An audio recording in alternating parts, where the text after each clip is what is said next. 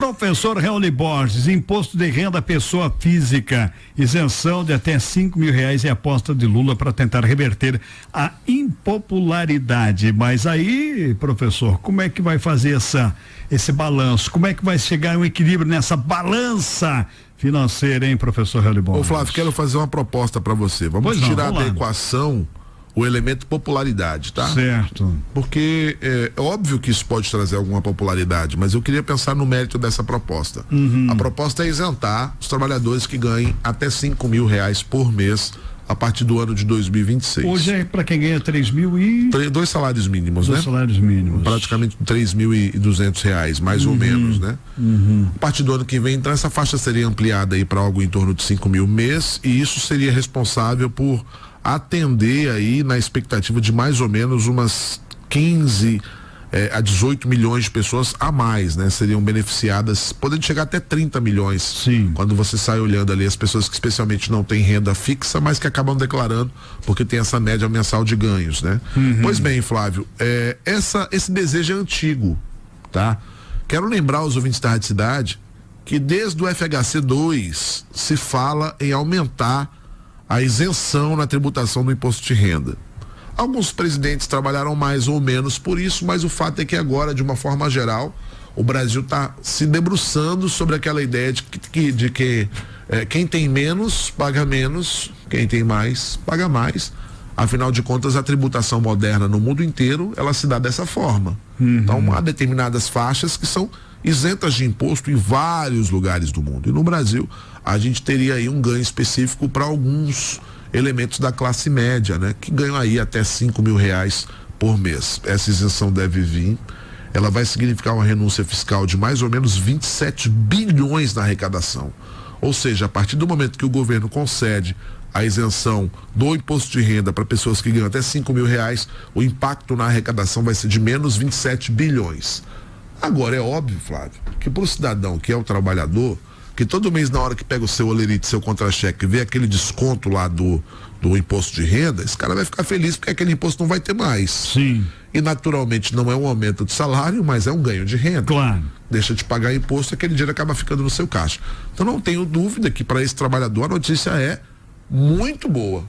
Óbvio, repito, tira o quilate popularidade, tira a equação popularidade dessa história e vamos trabalhar com um elemento prático. Então teremos aí quase 30 milhões de brasileiros que serão beneficiados com essa isenção de até R$ 5.000 no imposto de renda. Agora é óbvio que um governo, Flávio, trabalha com arrecadação.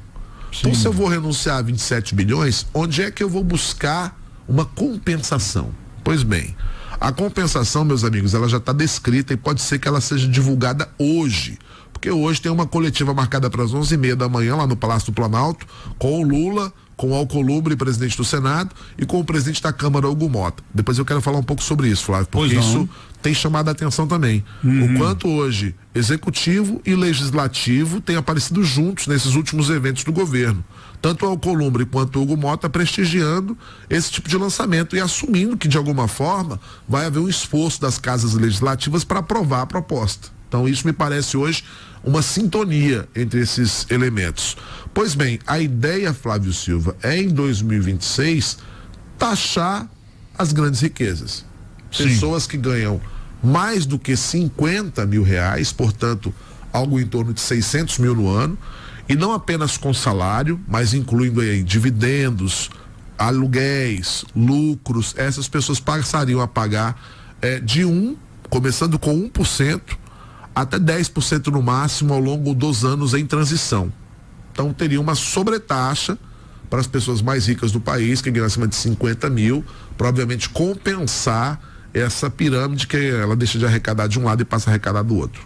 Flávio, também não tem nada demais nisso, porque afinal de contas é assim no mundo inteiro. Quem ganha mais paga mais, quem ganha menos paga menos. É a regra.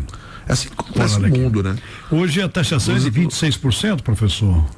Nos Estados Unidos, por 27,5%, né, Flávio? 27,5%. Nos Estados Unidos, Flávio, para você ter ideia, uma pessoa que se encaixa nesse perfil de ganhar 600 mil por ano, por exemplo, ela paga em torno de 40% de tributação. Sim. Né? Pegar outros países aqui, para pegar países de um quilate Brasil, né? Na China, na Índia, por exemplo, que estão ali dentro do BRICS, que é o grupo que o Brasil pertence, essa tributação também chega a 40% nas grandes fortunas.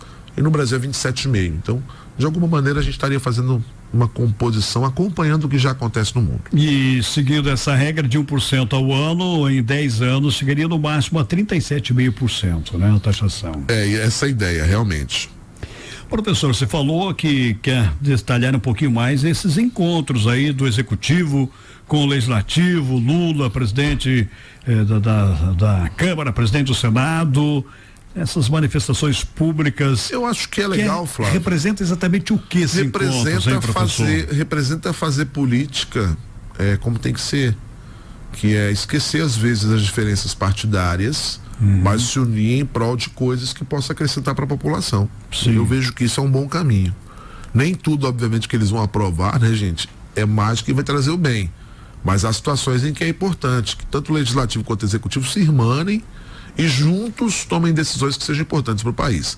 Essa questão da isenção do imposto de renda é uma delas. Então, por que tem que existir diferença política, ideológica, partidária numa questão que é universal como essa? Não, então vamos abraçar a causa e vamos levar para o Congresso como uma força de uma coletividade, a força de um grupo. E eu não tenho dúvida de que essa proposta tende a ser aprovada. Aqui no Jornal da Cidade você ouviu o comentário de quem entende do assunto, ele é professor, historiador e cientista político, Rauli Borges. Tem pergunta para você, professor?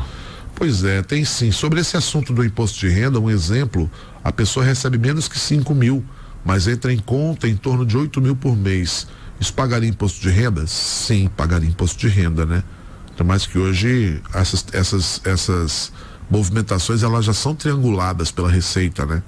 Então pagaria sim, a isenção é até 5 mil, envolvendo aí todos os seus ganhos. Muito bem, está esclarecido para o nosso ouvinte. 7h23.